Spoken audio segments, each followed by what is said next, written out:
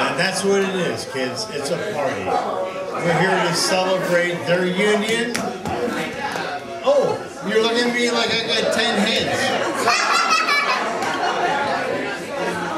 Easy, Paige, easy. The Animate Man. Stosh and Susie have their best friends and family here present tonight. They've asked me, what's that, darling? Stosh. Who cares about Stosh? We're having a good time. Can I put this on YouTube? Come on, Stosh, get your stinky ass in here. Bottom line is that they've asked me.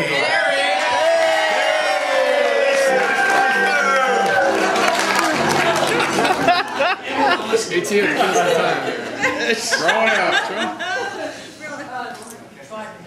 They've asked me to make a toast tonight, but I don't think it's my responsibility. I was the beginning of that knucklehead with his mother Lois, but he has some very, very dear friends that have joined us tonight. So I'm going to pass the microphone off to JT and Adam Ant. And I think you know who they are.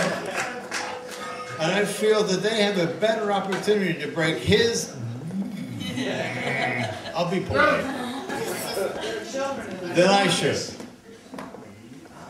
So I'm going to surrender the microphone to two of his best friends. JT, Adam Ant.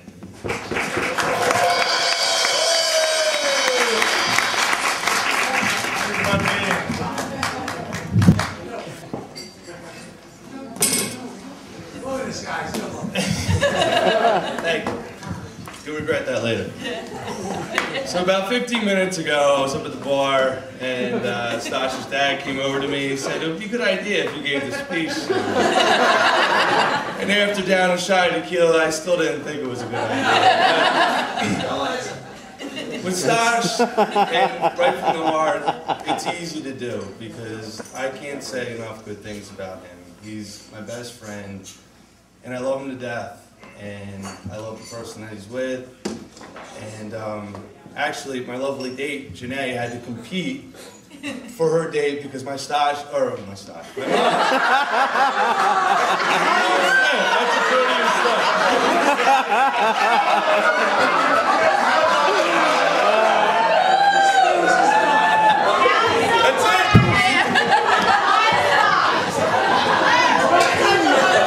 That's it. That's what tequila does. That was you! Honest to God, my mother wanted to be my date tonight because she wanted to stop the wedding. My mother's in love with Stosh. That's another story that I won't get into, and I don't want to make Sue jealous tonight. But the first time, I tried to think of a couple different stories to tell, and with 10 minutes to think about, there's a lot of good ones, but without cutting out the things that you guys all shouldn't know about, it's pretty tough to do. But I figured the best story was actually the story when Stosh and Sue, or I first found out about Sue, and that was Stosh came up. I lived in Newark. We were on our way out to Manhattan one night, and Stosh came out to up to Newark to meet me, and it was Halloween, so we all got dressed up. And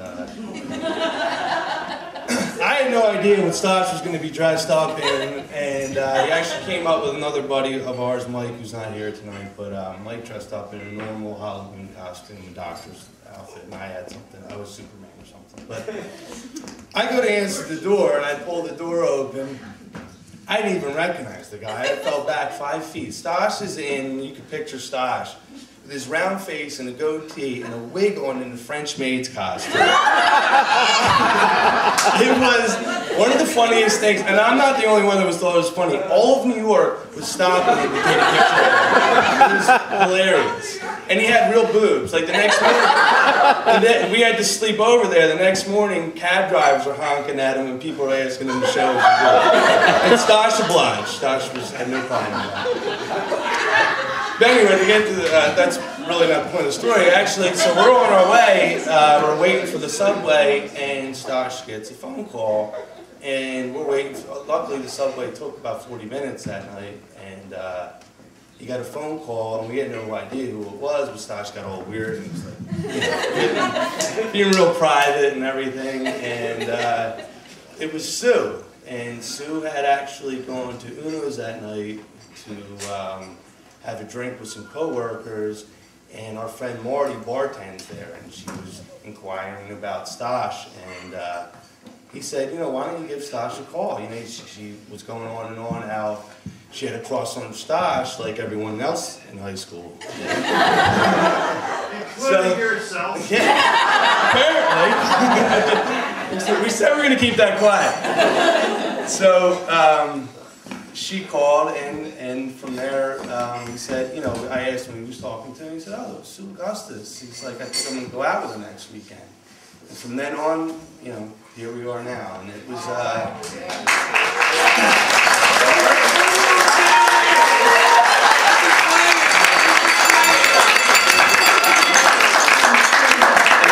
and it wasn't until a couple weeks, couple months later, till we actually got to know Sue. And you know, I love Stosh, and everybody else loves him too. And we're, you know, we'd be very picky about who he's with and make sure that she treats him right. And I got to say, he's lucky to have her. And that's not just the best man speech or saying it like cliche, but I think you're a wonderful person, and I think you guys are very lucky to have each other.